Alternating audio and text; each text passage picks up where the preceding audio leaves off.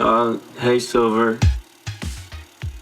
I feel like music was the one thing that was an activity that I could pursue that my parents thought was, helping my brain and also was something that I enjoyed. I was in high school. I was not super confident in myself or, the idea of putting myself out there and my feelings out there. So having a character to sort of protect myself from feeling too like judged or connected to what I was writing was a really nice comforting thought. It's just important to not hold yourself back and strive for perfection, I think, because that can really slow you down. No more boys in bands.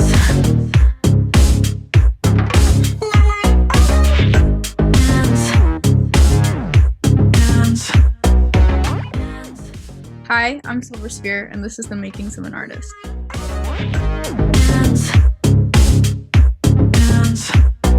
of indie boys trying to fall in love, getting scared away. Wanna play along. No, I won't give in, 'cause I know what's up. You're trying to play me like a fucking bright-eyed song. Right, welcome back to the Makings of an Artist podcast. My name is Sebastian Cowsill, and today we have with us the talented young artist, Silver Sphere. Thank you for being with me today. How are you? Great, thanks for having me. Of course. First thing I wanted to ask you is what got you into music? Who or what initially pulled you into this art? I know you did theater for a long time, but was that your first musical thing or was it something else? Yeah, I've been doing, well, not anymore, but I did theater from the time I can remember until 6th or 7th grade. So performing and being on stage and singing was always something that I grew up with. And then I would say I really started getting into the idea of becoming a musician and an artist myself when I was probably 9 or 10 when I found Taylor Swift. Because when you're that young, you don't really think about how music is getting made, but I remember there being a big emphasis on the fact that she wrote her own songs, and I just thought that was so cool. And then, yeah, kind of all just started from there. What was it about theater at that age that made you want to get into it? I mean, my parents just put me in theater at 2 years old, so I kind of just did it. I don't know. I really did like it, and I still enjoy musical theater, and I think that that style of writing and music is fascinating, but it definitely was just kind of that's what my parents signed me up for when I was little, so it's kind of the thing that I did. You said, you wanted to pursue music at 8 or 9 years old, but what was it about that age? What was it at that time that made you really see it as something you wanted to pursue, making your own stuff? That's a really good question.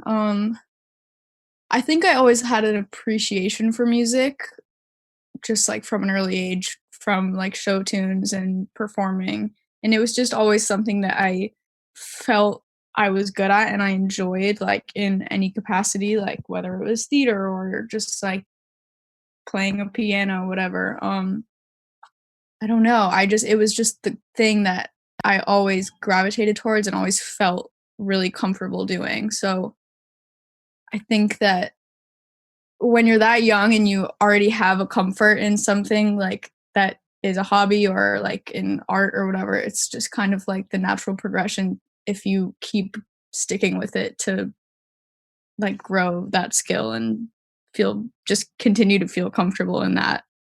I never really felt comfortable in sports or kind of had any connection to it. I did soccer and I did softball and stuff when I was younger, but I feel like music was the one thing that was an activity that I could pursue that my parents thought was, helping my brain and also was something that I enjoyed. Mm-hmm. When exactly did the moniker come into play, that stage name, and how did you land on Silver to what's now Silver Sphere? I started producing music that I intended to put out in high school. And at that point I was listening to artists like Marina and the Diamonds, just all these pop girls who had these separate names and almost separate like stage personalities and characters around their music, and I was really attracted to the idea of creating a character, especially because I did it I was in high school. I was not super confident in myself or the idea of putting myself out there and my feelings out there. So having a character to sort of protect myself from feeling too like judged or Mhm. connected to what I was writing was a really like nice comforting thought.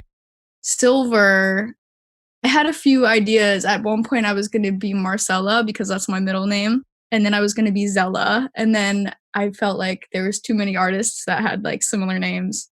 And Silver was I was just watching 90210 and I loved the character Silver. And then my mom has always told me that she wanted to name me Sylvia, but they didn't end up doing it. And I thought that if I had been named Sylvia, I would call myself Silver. So that's how I got that. Just kind of like if if I exist as Sylvia in a different dimension, I would be Silver. So that kind of plays into the whole way that I came up with the Silver Sphere because it's supposed to be kind of this like alternate reality version of myself. Yeah, and then obviously silver is extremely hard to Google, so I kind of already had the whole Silver Sphere world going, so I thought I'll just make that into my name because it's unique. It already kind of has meaning in my project and stuff. Jumping back a little bit to, releasing under a stage name to kind of hide it from your friends and stuff. When was it that you started releasing it publicly and started letting those around you know, like, this is what I'm doing?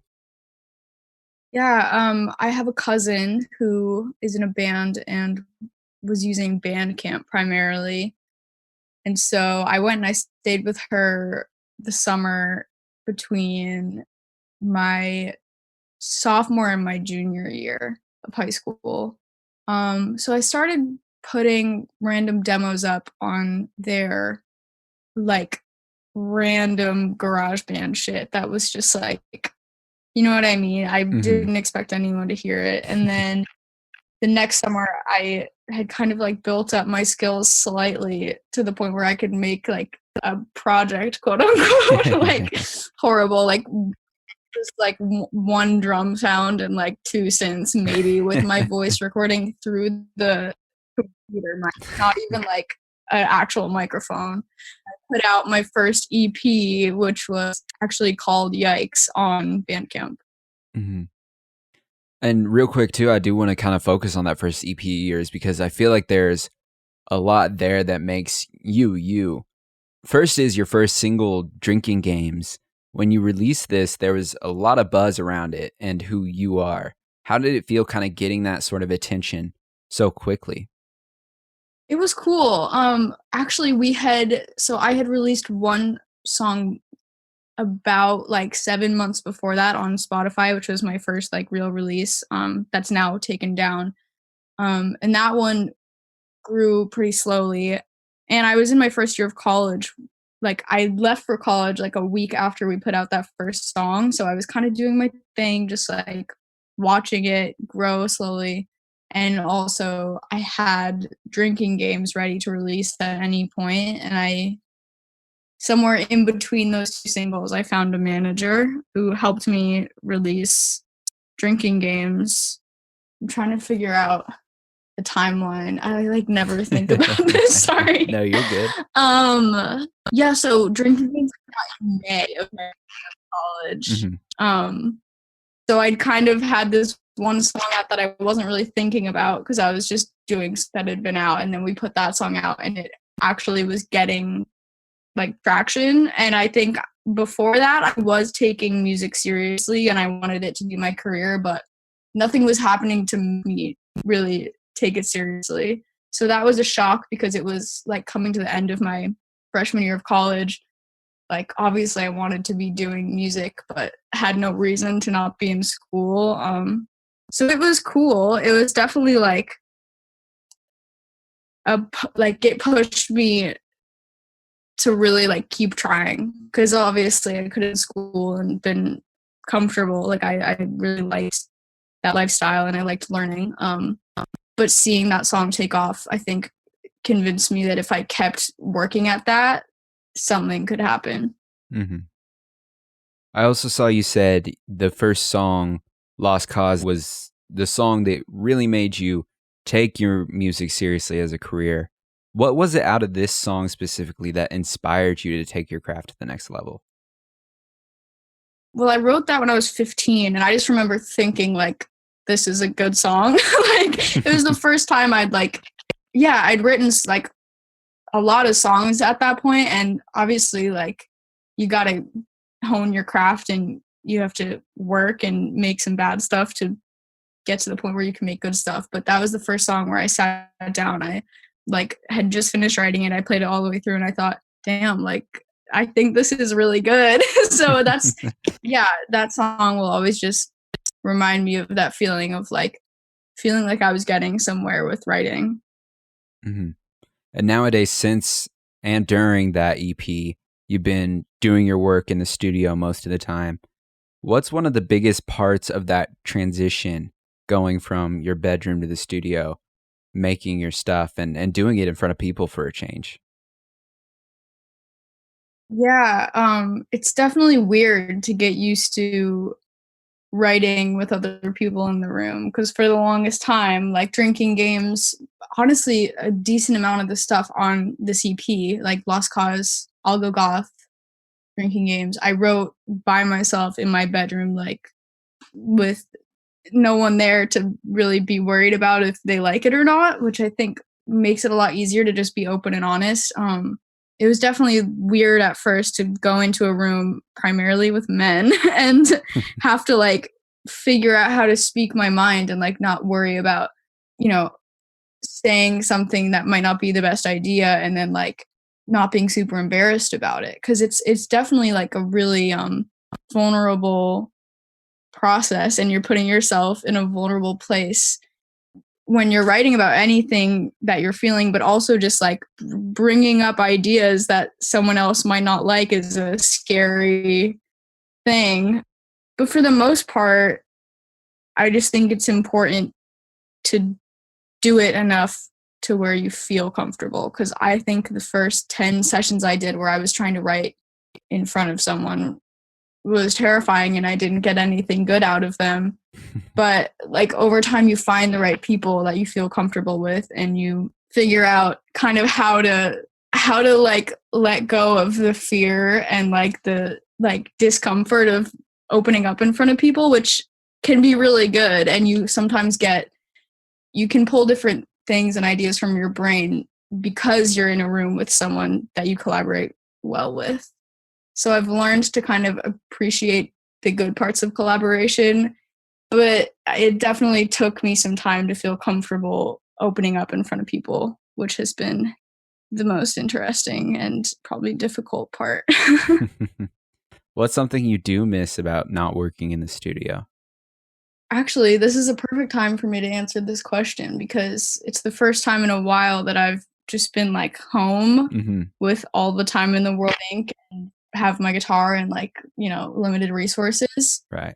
And I think I just miss there being no pressure about whether you're going to come up with something good or not. Because when you're in the room with another artist or, a producer or another writer, you want to create something good with them. Sometimes you only have one day with this person, and it's like important to them and to you that you get something good out of the day. Hmm. So it's a lot less natural and like, you might kind of just agree on an idea and go with it and like go with the first lyric and it'll turn out good, it'll turn out fine, but like, it's definitely different than being in your room and just thinking for hours and suddenly you have a very natural thought and then it turns into a song. Like neither way of writing is better. It's just I haven't had time for this way in so long and I'm really enjoying just kind of like getting back to my roots and writing lyrics Hmm. in my room, which I haven't done in like a year probably.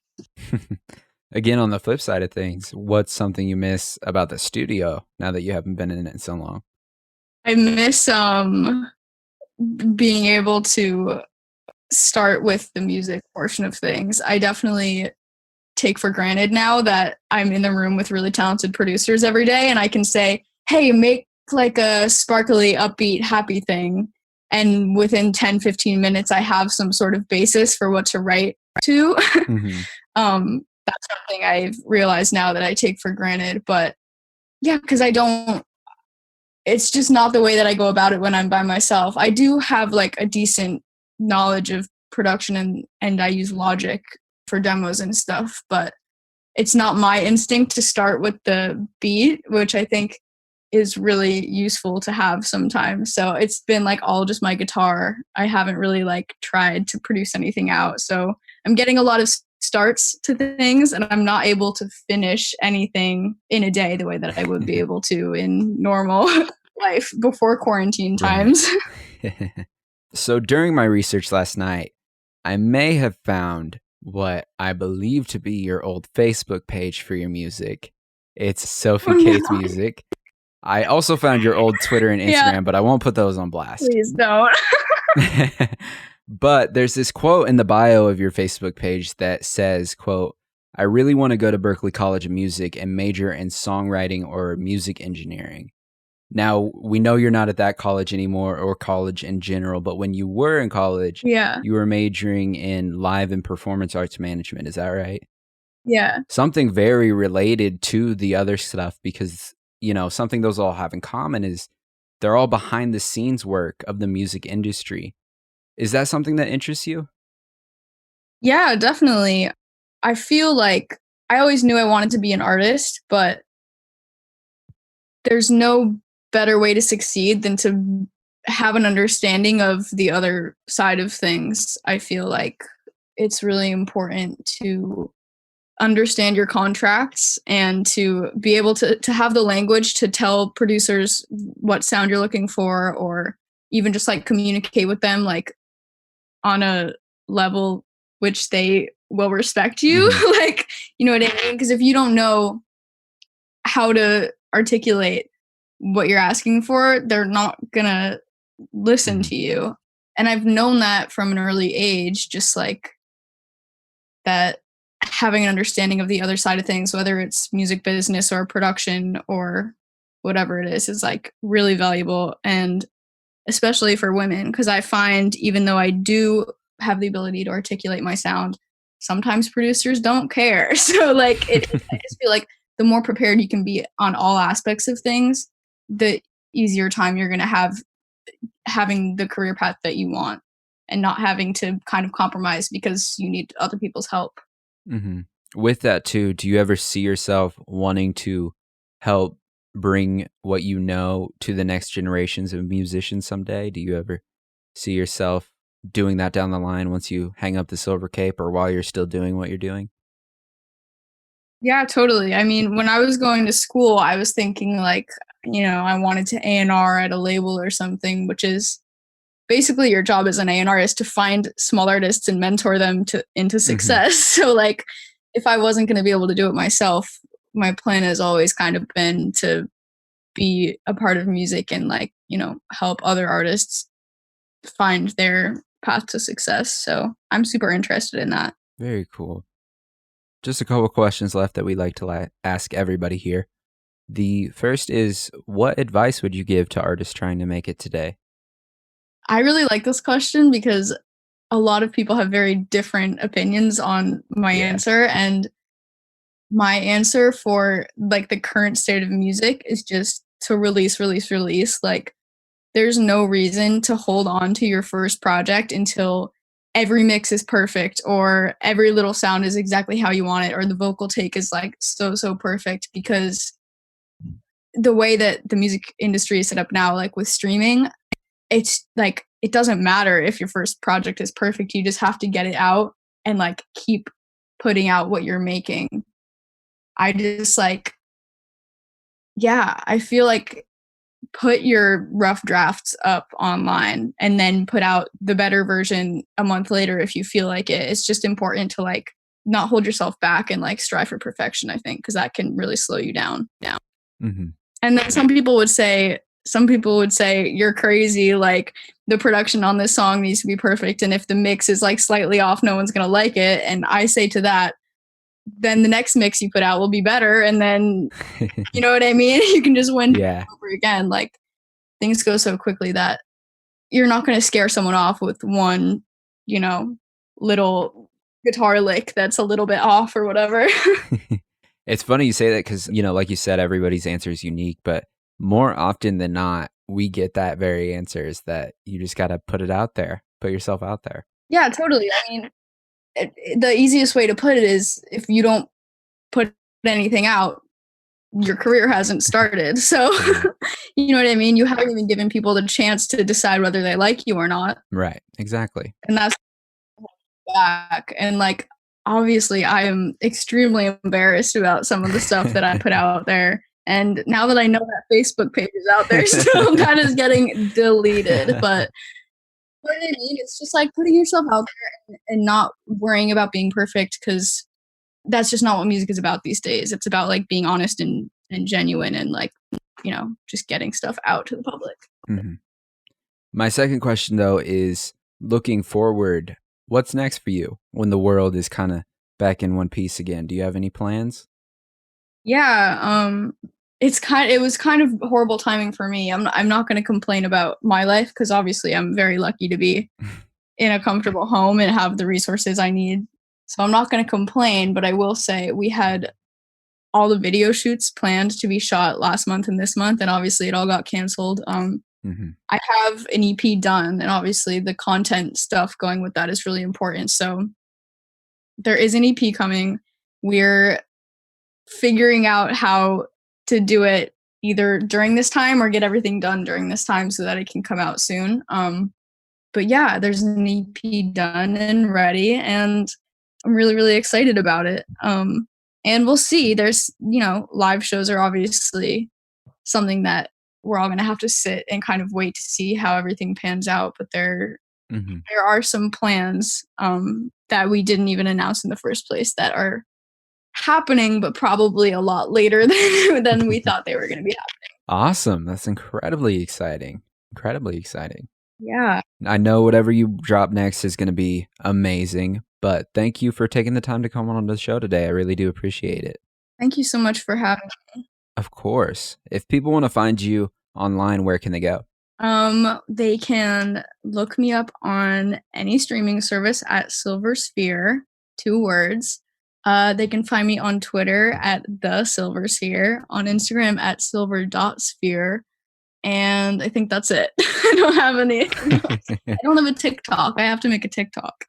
Yeah, I've been seeing a lot of musicians get into that over this time of quarantine. Yeah. You got to jump on that. Yeah, I know. I've tried. All right. Well, everyone go check her out there. Go stream some of her amazing work on whatever you get your music from. And again, thank you for coming on. Thank you so much. I had a good one. It honestly means a lot that people are interested in like my music and my story and like, you know, how I got to where I am. So I really, really appreciate you having me on. Yeah, of course. I think it's important to hear everybody's story, and I especially think nowadays with how the music scene is changing with younger people getting into it, they kind of need those role models and examples of just do it. Yeah, totally. But have a good one. Thanks so much. Of course. Thanks. See ya. Another huge thanks to Silver Sphere for coming on. She's a really fun person to talk to and is seriously one of my favorites I've landed upon recently. Her stuff is so unique, so definitely go check her out on whatever you can as soon as you can. Don't forget to subscribe though, download this episode, throw us some ratings on iTunes if you could, and check us out on social media. Become a member of our Patreon as well to get these episodes a week early, as well as other perks like monthly bonus episodes, behind the scene looks, and more. So go check all that out on our Patreon today at patreon.com/MOAA. As always though, thank you guys for tuning in, and we'll see you in the next episode. Had a lot of fun getting to know you, but it's not you. It's not you.